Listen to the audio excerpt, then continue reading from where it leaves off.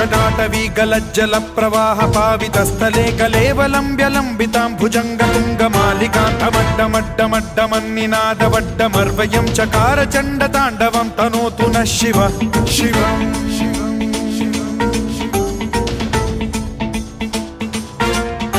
जटाकटाह सम्भ्रम भ्रम निलिम्ब निर्झरी विलोल वीचि वल्लरी विराजमान मूर्धनि धगद् धगद् धगज्ज्वलल्ललाट पट्ट पावके किशोर चन्द्रशेखरे रति प्रतिक्षणं मम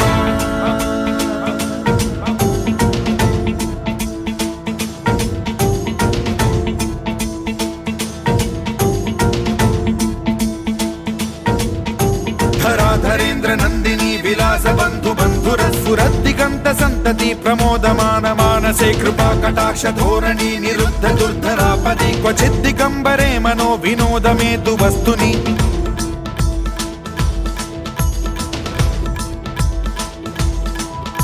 जटाभुजंग पिंगल स्फुरत् प्रणामणि प्रभा कदम्ब कुङ्कुमद्रव प्रलिप्त दिग्वधूमुखे मदान्ध सिन्धुर स्फुरत्वगुत्तरीय मेदुरे मनो विनोदमद्भुतं बिभर्तु भूत भर्तरि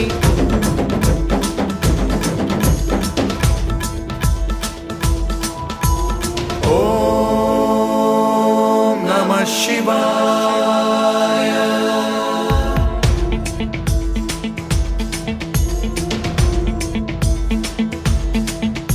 सदा शिवं भजाम्यहं सदा शिवं भजाम्यहम् ॐ नमः शिवाय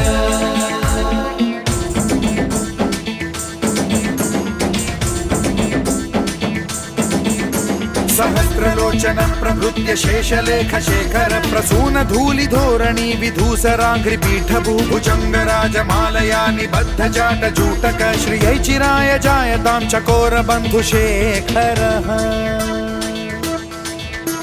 ललाट चत्वरज्वल धनञ्जय स्फुलिंग भानि पीत पंचसायकं नमन्निलिम्प नायकं सुधामयूखलेखया विराजमान शेखरं महाकपालि संपदे शिरोजटालमस्तु नः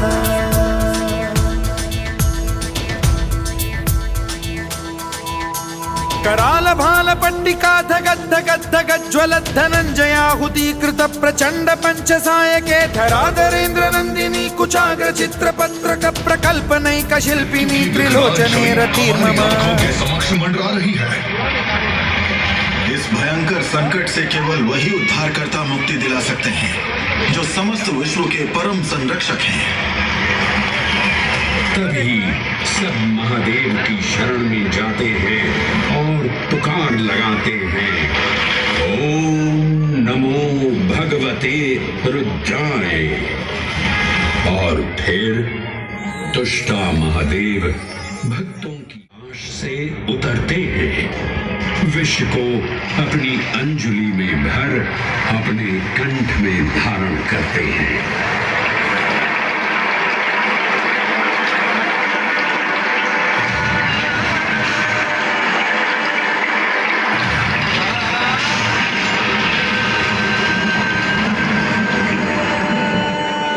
अंततो गत्वा सागर मंथन से अमृत कलश प्रकट होता है। जैसे ही अमृत प्रकट हुआ, दानवों ने इसे केवल अपने आधिपत्य में लेने की आकांक्षा प्रकट की और संघर्ष छिड़ गया। आज यदि हम इस अमृत को प्राप्त कर सकें तो हम देवताओं पर हमेशा के लिए प्रभुत्व स्थापित कर पाएंगे। अमृत अपात्र हाथों में ना जा पाए क्योंकि ये अपनी शक्ति का असीम दुरुपयोग करेंगे। इस अराजकता के परिणाम स्वरूप अमृत की कुछ बूंदें छलकी और पृथ्वी तक पहुंच गई। 4 स्थलों पर स्पर्श हुआ इन बूंदों का, हरिद्वार, प्रयागराज, नासिक और उज्जैन। अमृत की इन्हीं बूंदों के कारण उज्जैन में हर 12 वर्ष पर कुंभ सिंहस्थ मेले का आयोजन होता है। भगवान शिव की लीला देखिए, लोक कल्याण के लिए स्वयं विषपान किया और अपनी नगरी पर अमृत वर्षा करवाई।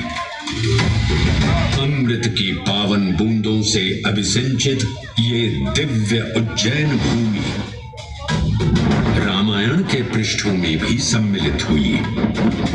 सतयुग के बाद त्रेता युग में माता सीता की खोज में वानर सेना का यहाँ आगमन हुआ।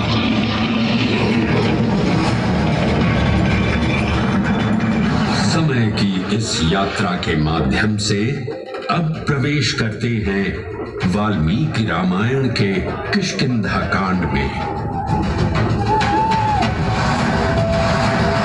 जब वानर राजा सुग्रीव अपने यूथपतियों से सभी प्रमुख स्थानों पर जाने के लिए कहते हैं और उन्हें अवंती नगर यानी उज्जैन जाने का आदेश भी देते हैं।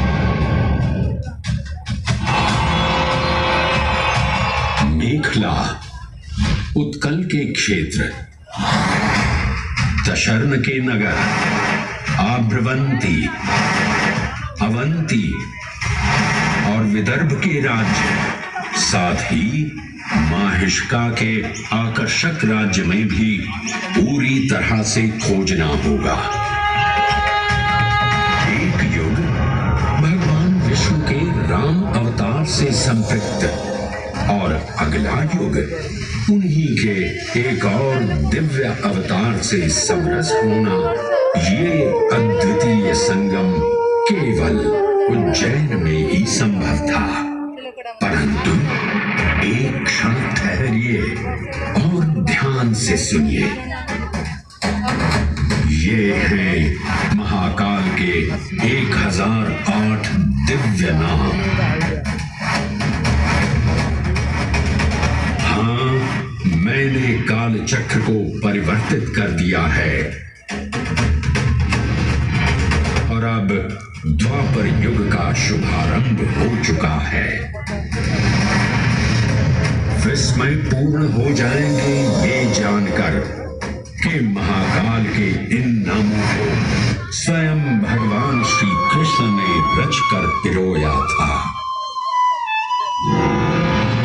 महाकाल सहस्र नामावली की ये अद्भुत रचना उस समय की है जब योगेश्वर कृष्ण, उनके मित्र सुदामा और शेषावतार बलराम ने अवंती नगरी में स्थित सांदीपनी ऋषि के आश्रम में वेदांत दर्शन और शस्त्र विद्या की शिक्षा ग्रहण की थी।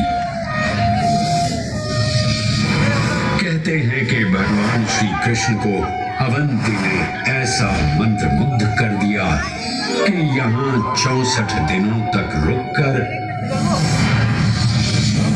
उन्होंने 64 विद्याएं और 14 कलाओं का ज्ञान लिया।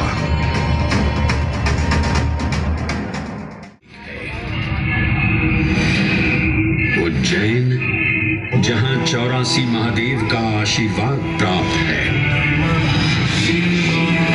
उज्जैन, जिस पर सदा ही कृपा रहती है महाकाल की।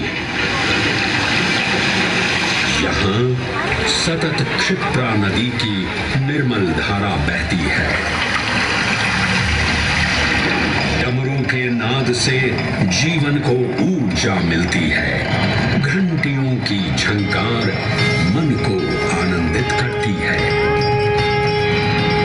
और यहाँ का आकाश शिव आशीष स्वरूप है। श्मशान ऊषर क्षेत्र पीठम तू मनमेव च पंचकत्र न लभ्यते महाकाल पुरद्दते। अर्थात यहाँ पर श्मशान, ऊषर यानी अनुपजाऊ भूमि, क्षेत्र अर्थात पवित्र भूमि, पीठ यानी शक्ति स्थान और मन अर्थात आध्यात्मिक शांति का स्थल, पांचों एक ही स्थान पर उपलब्ध है। ये संयोग महाकाल की नगरी उज्जैन की महिमा को और गरिमामय बना देता है। उज्जैन के इस अलौकिक स्वरूप से प्रभावित हो महाकवि कालिदास अपने काव्य मेघदूत में लिखते हैं, हे जलधर, यदि महाकाल के मंदिर में समय से पहले तुम पहुंच जाओ तो तब तक वहां ठहर जाना जब तक सूर्य आंख से ओझल न हो जाए। शिव की संध्याकालीन आरती के समय नगाड़े जैसी मधुर ध्वनि करते हुए तुम्हें अपने धीर गंभीर गर्जनों का पूरा फल प्राप्त होगा। ये संध्या आरती जिसे कालिदास ने सराहा है अत्यंत महत्वपूर्ण है, क्योंकि ये वो प्रहर है जब सभी देवी देवता गंधर्व यहाँ उपस्थित होते हैं।